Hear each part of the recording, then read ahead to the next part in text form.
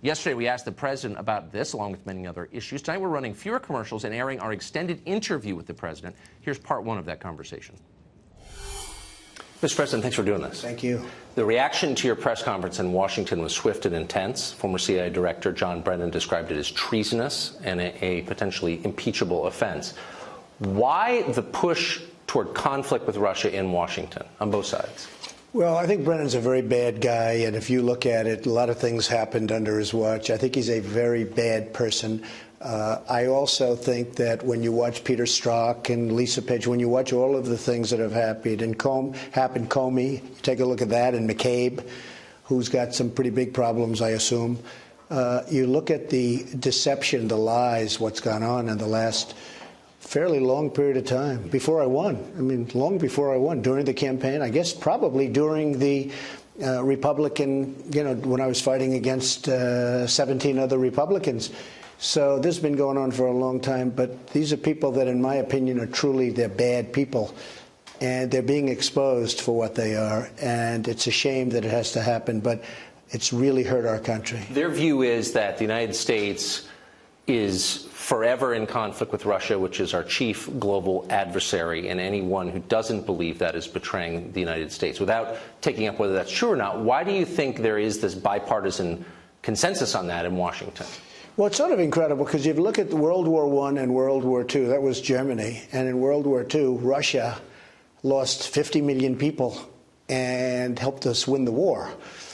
And I was saying to myself the other day, I said, Russia really helped us. I'm not pro-Russia, pro-anybody. I just want to have this country be safe. I don't want nuclear weapons, even people thinking about it. Russia and the United States control 90% of the nuclear weapons in the world. And getting along with Russia, and not only for that reason, that's a good thing, not a bad thing. Are they our chief adversary, would you say? Well, they're a strong military, but their economy is much smaller, as you know, than China. And I don't want to even use the word adversary. We can all work together. We can do great. Everybody can do well, and we can live in peace. But I think it's very, very important, and I've watched your show a lot, and I see how you're talking about really the magnificent size of China. You look at the size of what they've done in a fairly short period of time. That's because of a lot of bad leadership on behalf of the United States. We allowed that to happen. We allowed them to make hundreds of billions of dollars. And right now, as you see, and you probably have noticed, that things are happening. We have to bring it more into line. We have to level the playing field between the United States and China. And we've increased our net worth. We've increased our worth by more than $7 trillion since the election. And we're about twice the size of China, our economy. But China still is a massive economy. They have the second biggest by far. So NATO. NATO was created chiefly to prevent the Russians from invading Western Europe. I think you don't believe Western Europe's at risk of being invaded by Russia right now. So what is the purpose of NATO right now? Well, that was the purpose. And It's okay. It's fine. But they have to pay. And they weren't paying. And other presidents went and they'd make a speech and then they'd leave and nothing would happen. And, the fact that they didn't pay is not, new. It's not a new fact. This is something that people have known for a long time. Other countries were delinquent. In the real estate business, we use the word delinquent. They didn't pay. They didn't pay for past. So I went there 3-4 days ago and I said, folks, you got to pay. Because we're not going to pay from 70 to 90, and I think 90 is really the right, depending on the way you define it, 90%. We're not going to pay 90% of the cost to defend Europe. And on top of that, the European Union kills us on trade. We lost $151 billion last year on trade. They don't take our product. They don't take our farmers' beautiful goods. They don't take our cars. And if they do, the rate of tax is many times what we would charge them. We only charge them 2.5%. Their tariff is very substantially higher. I mean, in the case of China, we charge 2.5% when they send a car, and when we send a car into China, they charge us 25%. How is that fair trade? People say, oh, we don't want tariffs, but how is that fair when one country gets 25% and another country gets 2.5%? And by the way, the one getting 25 doesn't even want the cars. They want them to build those factories. They want those factories built in China. They want those factories built in Europe.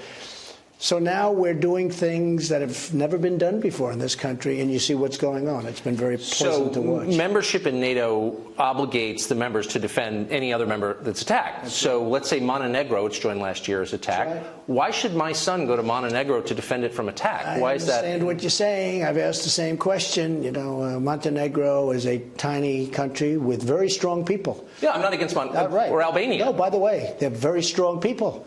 They're very aggressive people. They may get aggressive, and congratulations, you're in World War III.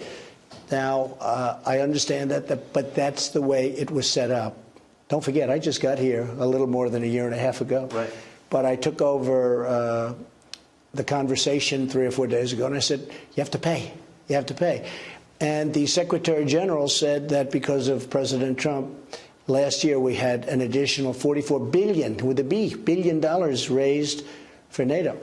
And this year it's going to be much more than that. And the countries all agreed. It was very unfair. They weren't paying. So we're not only are we paying for most of it, but they weren't even paying, and we're protecting them. Add that to your little equation on Montenegro.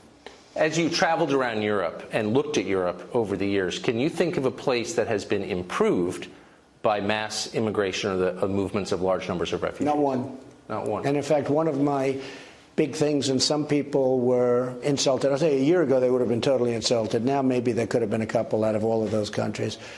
I said the immigration policies in Europe are a disaster. You're destroying Europe. You're destroying the culture of Europe. The crime is up in those areas, and you better do something. I tell them that. I said, look, it's not me. It's not anything. You just look at the numbers. The numbers speak. But the culture is changing rapidly, and the crime rate is changing more than rapidly.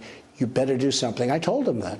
What are the lessons for us watching that? Well, we have to be very strong on the border. Now, we're much stronger than we ever were on the border, and our numbers are much lower, but still, we're getting the wall. We're putting in for about $5 billion. We've already started the wall, $1.6 billion. It started in San Diego, California. It's almost completed in that area. And by the way, the people were really asking for it. You know, it's interesting.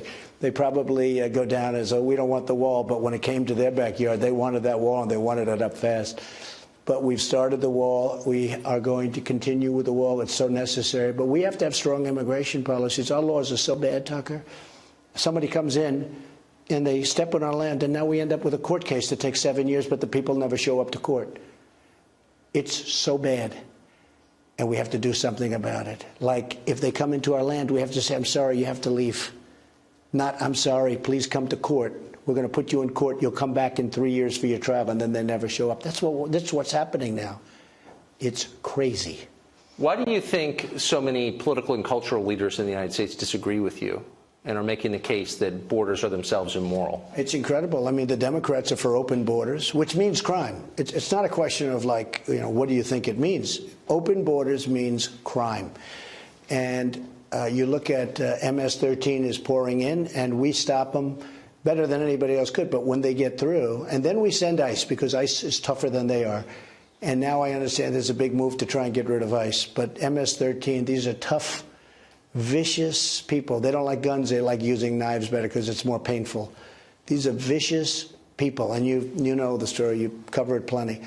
And ICE goes in and they get them out. They get them out. They put them in jail, or they throw them out of the country, and they don't even think about it. And now there's a move on to get rid of ICE because ICE is tough. If you don't have tough people doing that job, you're going to have crime like you've never seen it. So it is incredible. The Democrats want open borders, which is basically saying we want open borders, we want crime. Why do you think they want that? Maybe it's a political philosophy that they grew up with. Maybe they learned it at school. Maybe they're fools. I don't know.